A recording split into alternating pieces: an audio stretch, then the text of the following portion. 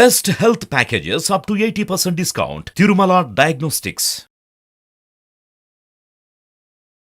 నమస్తే, welcome to Suman TV. నేను విష్ణు. ప్రస్తుతంతో పాటు చార్టర్డ్ అకౌంటెంట్ లేళ్ల రవీంద్రబాబు గారు ఉన్నారు. వారితో మాట్లాడదాం.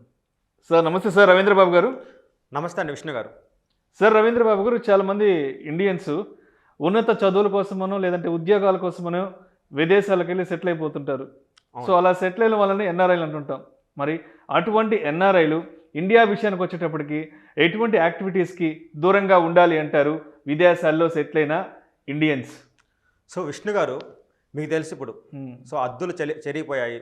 ఒక కంట్రీ నుంచి ఇంకో కంట్రీ వెళ్ళడం చాలా ఈజీ అయిపోయింది. సో ప్రతి ఇయర్ ఇండియా నుంచి వేరు వేరు దేశాలకి, యుఎస్ఏ కానీ, కెనడా కానీ, ఆస్ట్రేలియా, డిఫరెంట్ కంట్రీస్కి మన ఇండియా నుంచి either for employment or for education వెళ్తున్నారు. సో వాళ్ళందరినీ ఇండియన్ గవర్నమెంట్ కానీ ఇండియన్ రూల్స్ ప్రకారం ఎన్ఆర్ఐస్ అంటారు. సో వాళ్ళకి ఏంటంటే as per FEMA act, so మన ఇండియాలో ఒక ఫెమా యాక్ట్ అని ఉండేది, foreign exchange management act. Earlier FERA ఉండేది, ఫారెన్ ఎక్స్చేంజ్ రెగ్యులేషన్ యాక్ట్ ఉండేది. దాని బదులు ఫెమా అనే ఒక కొత్త యాక్ట్ వచ్చింది. So as per FEMA act, NRIs ఎవరైతే ఇండియన్ వాళ్ళు వెళ్ళిపోతారో they cannot hold savings bank account. వీళ్ళు ఇండియాలో ఉన్నప్పుడు ఏమైందంటే, సో వాళ్ళొక ఏదో ఒక అవసరం రీత్యా సేవింగ్స్ బ్యాంక్ అకౌంట్స్ ఓపెన్ చేస్తారు. But as per FEMA act ఈ ఎన్ఆర్ఐలు అందరూ సేవింగ్స్ బ్యాంక్ అకౌంట్ని హోల్డ్ చేయగలదు. కంపల్సరీగా వాళ్ళు ఆ సేవింగ్స్ బ్యాంక్ అకౌంట్ని NRO, non resident ordinary rupee account, or NRE, non resident external rupee account, 2 అకౌంట్లు ఉంటాయి ఓకే ఎన్ఆర్ఐస్ కోసం. సో ఎదర్ ఎన్ఆర్ఓ కానీ ఎన్ఆర్ఈ అకౌంట్స్ కానీ ఓపెన్ చేసుకొని ఇక్కడి నుంచి ఏమైనా ట్రాన్సాక్షన్ చేయాలన్నా, అక్కడి నుంచి ఇక్కడికి ఏమైనా చేయాలన్నా ఆ 2 అకౌంట్ల ద్వారా రూట్ చేయాలి తప్పితే savings bank account they cannot hold. So మొత్తానికి సేవింగ్స్ బ్యాంకు కూడా ఉండకూడదు అంటారు. అంటే మనం చూస్తుంటాం, మనకి తెలిసిన వాళ్ళు పిల్లలు ఫారిన్లో సెటిల్ అయి ఉంటారు. ఒక 10 years back, 15 years back, 20 years back US, UK, Canada లాంటి, ఆస్ట్రేలియా లాంటి దేశాలకు వెళ్ళి సెటిల్ అయిపోతారు చాలామంది పిల్లలు, తెలిసిన వాళ్ళు. అంటే వాళ్ళు పెద్ద ఎత్తున సంపాదిస్తుంటారు కాబట్టి వాళ్ళ పేరెంట్స్ ఇండియాలో చాలా చాలా ప్రాపర్టీస్గా ఉంటుంటారు. చుట్టుపక్కల వాళ్ళు చెప్తుంటారు, వాళ్ళకి ఏంటండి వాళ్ళ పిల్లలు అమెరికాలోను, ఆస్ట్రేలియాలోను వెళ్ళి సెటిల్ అయిపోయారు, 15-20 ఏళ్ళు అవుతుంది, అక్కడి నుంచి బాగా మూటలు డబ్బు పంపిస్తుంటారు. ఆ పంపించిన డబ్బుతో ఇక్కడ స్థలాలని, పొలాలని, ఇళ్ళని, బిళ్ళలని రెగ్యులర్గా కొంటుంటారు.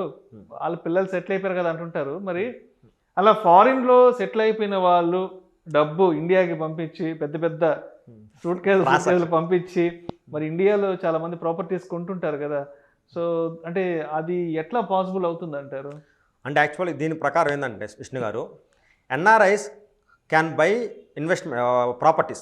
బట్ ఎలాంటి properties? Residential and commercial.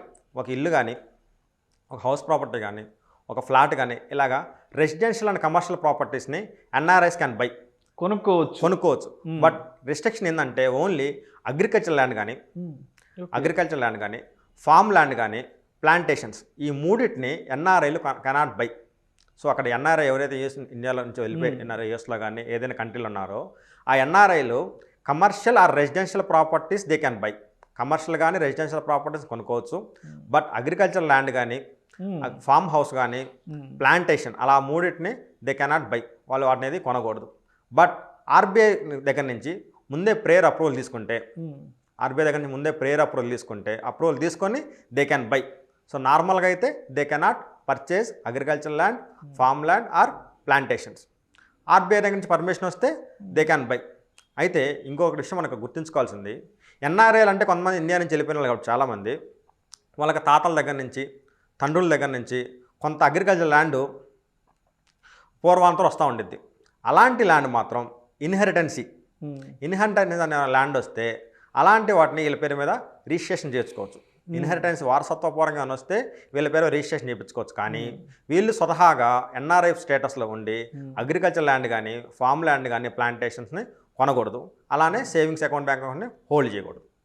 So మొత్తానికి ఫారిన్లో సెటిల్ అయిన మన ఇండియన్స్ ఎవరైతే ఉంటారో ఎన్ఆర్ఐలు, మరి అంటే వాళ్ళు సంపాదించిన డబ్బులతో ఇండియాలో ఇల్లులు కొనుక్కోవచ్చు, మంచి మంచి బంగ్లాలు కొనుక్కోవచ్చు, అదేవిధంగా ఏదైనా కమర్షియల్ కాంప్లెక్స్, ఏదైనా షాపింగ్ కాంప్లెక్స్ కొనుక్కోవచ్చు. కానీ వ్యవసాయ భూములు కానీ, మీరు చెప్పిన ఫామ్ ల్యాండ్స్, తోటలు, ఇలాంటివి మాత్రం కొనకూడదు అంటారు. అలాంటి కొనకూడదు. అలాంటి కొనాలంటే ముందే ఆర్బీఐ నుంచి అప్రూవల్ తీసుకోవాలి.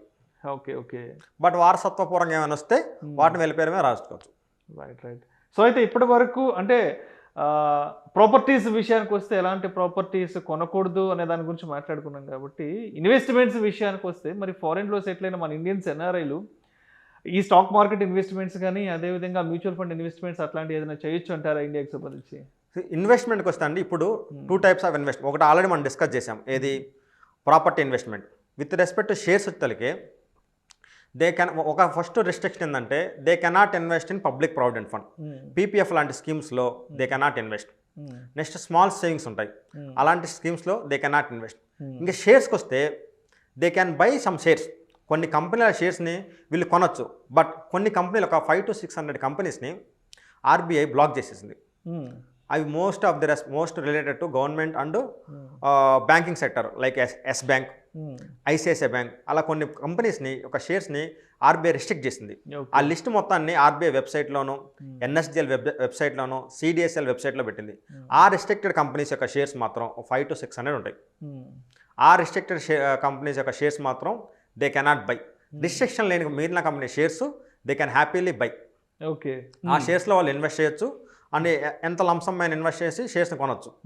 బట్ అవి కూడా మొత్తం కూడా ఎన్ఆర్ఓ అకౌంట్స్ ద్వారానే రూట్ అవ్వాలి తప్పితే మళ్ళీ సేవింగ్స్ అకౌంట్ వీటి ద్వారా అవి లింక్ అవ్వకూడదు.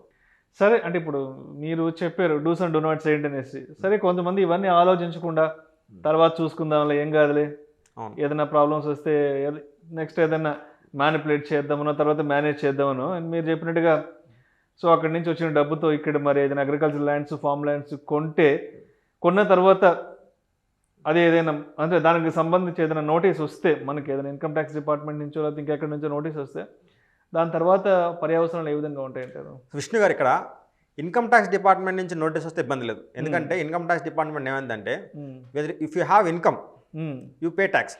Okay, so whether it is legal are illegal does not matter. So income వస్తే ట్యాక్స్ పే చేయమన్నది. బట్ మనకు only main respect FEMA. So foreign exchange management act. వీళ్ళు ఏం చేస్తారంటే మన ఇండియన్ గవర్నమెంట్ యొక్క కరెన్సీ, సో కరెన్సీ యొక్క dollar rate మనం చూస్తే 80 రూపాయలు 85 రూపాయలు ఉండిద్ది. దాని వాల్యూ మెయింటైన్ చేయడం కోసం ప్రయత్నిస్తారు. సో ఇఫ్ దే ఫీల్ దానివల్ల నేను ఇబ్బంది అయినా అండ్ అగ్రికల్చర్ ల్యాండ్ ఏమైనా ఇంపాక్ట్ ఉందనుకున్నా ఫెమా నుంచి నోటీసులు వస్తాయి మనకి. సో ఇన్కమ్ ట్యాక్స్ డిపార్ట్మెంట్ నుంచి నోటీసులు వస్తే we can face and give reply. But FEMA నుంచి వస్తే మాత్రం సీరియస్గా ఉండేది మనకి. సో అంటే ఇన్ కేస్ అంటే అలాంటి కాంప్లికేషన్స్ ఏదైనా ఎదురైతే అంటే లీగల్గా మనం ఎలా ప్రొసీడ్ అవ్వాలి? అంటే లీగల్గా ప్రొసీడ్ అవ్వాలంటే ఫస్ట్ ఏంటంటే ignorance of law is not an excuse. So నాకు లా తెలియదు అంటే చట్టం ఒప్పుకోదు. సో లా మనం తెలుసుకోవాలి. సో తెలుసుకొని ఆ ప్రాపర్టీని ఏమన్నా ముందే కొని ఉంటే అట్లీస్ట్ వాటిని వాళ్ళ పేరెంట్స్ పేరు మీద కానీ ఇంట్లో రెసిడెంట్ ఎవరు ఉన్నారో వాళ్ళ పేరు మీద మీరు ట్రాన్స్ఫర్ చేసుకుంటే టు దట్ ఎక్స్టెంట్ ఆ యొక్క కాన్సిక్వెన్స్ నుంచి తగ్గిపోతుంది. Thank you so much Lella Ravindra Babu garu. ఎన్ఆర్ఐలు అనే వాళ్ళు ఇండియాలో ఎటువంటి ప్రాపర్టీస్ కొనొచ్చు, ఎటువంటి ప్రాపర్టీస్ కొనకూడదు, అండ్ అదేవిధంగా ఎటువంటి పెట్టుబడులకు దూరంగా ఉండాలి అనే ఆసక్తికరమైన అంశాల గురించి మన ప్రేక్షకులకు మీ విశ్లేషణ ద్వారా చాలా చక్కగా తెలియజేశారు. Thank you so much sir. Thank you అండి.